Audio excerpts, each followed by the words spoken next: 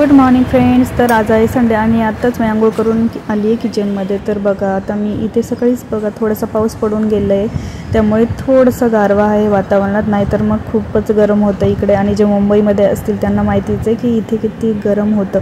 आणि किचनमध्ये आल्यानंतर तर विचारूच नका, तर घामाने पूर्ण आंघोळच व्हायला होते.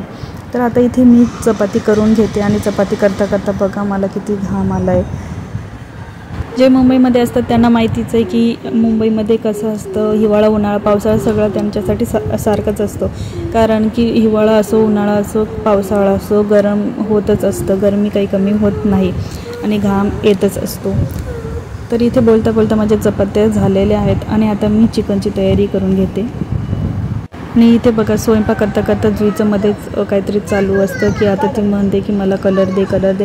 तर तिला ते काय बघायचं होतं माहिती नाही तिथे, तर आता तिला मी उचलून घेतलं आणि फ्रीजवरती तिला काहीतरी शोधायचं होतं. तर तिला दिसत तर काय नव्हतं, परंतु तिचं चालू होतं की मला तिथे काहीतरी बघायचं म्हणून, फक्त बघायचं एक म्हणून बघत होती. तर इथे मिस्टरांनी आणलं होतं चिकन आणि आता मी चिकनची तयारी करून घेते, चिकन बनवते. आणि हे बोनलेस चिकन मी शॉर्मा बनवण्यासाठी काढून ठेवलेलं आहे. आणि इकडे मी हंडी ठेवली आहे किचन गॅसवरती. तर हे हंडी मला खूप आवडली होती, आम्ही घेतली आणि मस्त चिकन ह्याच्यामध्येच आम्ही चिकन बनवत असतो. तर आता हे कुकरमध्ये आधी मी चिकन शिजवून घेतलं आणि त्यानंतर हंडीमध्ये मी सगळे मसाले वगैरे भाजून कलसून आणि त्यानंतर भाजी टाकून दिली यामध्ये.